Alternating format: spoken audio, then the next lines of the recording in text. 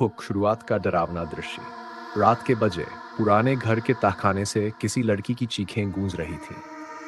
दरवाजे पर खड़े पड़ोसियों ने अंदर झांकने की कोशिश की, लेकिन अचानक भीतर से दरवाजा अपने आप बंद हो गया और अगली सुबह घर की सबसे छोटी बेटी की आंखें काली पड़ चुकी थीं। घर और परिवार एक परिवार नया नया शहर में शिफ्ट हुआ था। पुराना हवेली जैसा घर उन्हें बहुत सस्ते दामों में मिल गया था। लोग बार बार कहते, इस घर में मत रहो, यहाँ पहले भी कई लोग गायब हो चुके हैं। लेकिन परिवार ने ये सब बातें नजरअंदाज कर दी। तहखाने का राज। घर की बेटी आयशा को एक दिन नीचे तहखाने का दरवाजा मिला। वो दरवाजा पुराना और जंग लगा था, जैसे सालों से किसी ने खोला ही ना हो। जैसे ही उसने उसे खोला, एक ठंडी सड़ी हुई हवा बाहर निकली।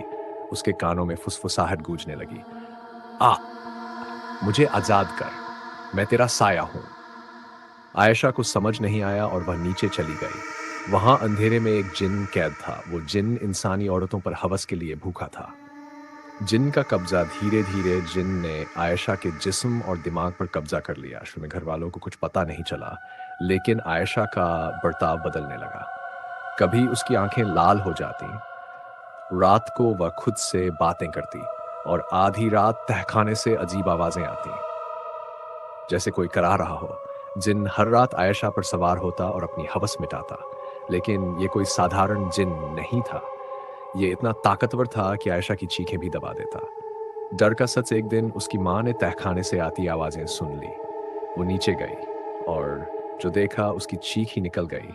आयशा की देह हवा में तैर रही थी और उस पर काला साया चिपका हुआ था। वो साया लाल लाल आंखों से माँ को घूर रहा था। माँ ने ऊपर भागकर सबको बुलाया। अब राज खुल चुका था। आयशा इंसान नहीं रही थी, बल्कि हवसखोर जिन का जरिया बन चुकी थी। आतंक। आयशा का गुस्सा इतना बढ़ गया कि वह घर वालों पर हमला करने लगी। उसकी आवाज दोहरी हो गई, कोई मुझे रोक नहीं सकता, ये मेरा घर है, हर रात तुम्हारी औरतें मेरी होंगी। उसकी हंसी इतनी खतरनाक थी कि दीवारें कांप उठीं। जिन रात को न सिर्फ आयशा बल्कि बाकी लड़कियों को भी अपनी हवस का शिकार बनाने लगा। जिन से छुटकारा। आखिरकार परिवार ने एक बूढ़े मौलवी को बुलाया। मौलवी ने देखा कि तहखाने में हवसखोर जिन को कैद रखने के लिए पुराने तंत्र मंत्र बने थे, जिन्हें आयशा ने तोड़ दिया था। मौलवी ने कहा, इसे रोकना आसान नहीं, ये खून और हवस से ताकतवर होता है।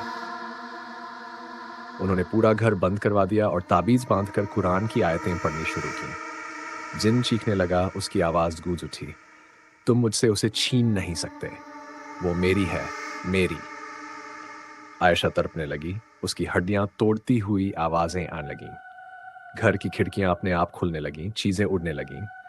आखिरकार तेज चीख के साथ जिन्न धुएं में बदलकर वापस तहखाने में कैद हो गया। आयशा बेहोश होकर गिर पड़ी। अंत परिवार ने तुरंत घर बेचकर वहां से हमेशा के लिए निकलने का फैसला कर लिया। लेकिन कहते हैं, उस घर का तहखाना अब भी बंद पड़ा है, और जो भी उस दरवाजे को खोलता है, हवसखोर जिन उसकी आत्मा को अपना बना लेता है।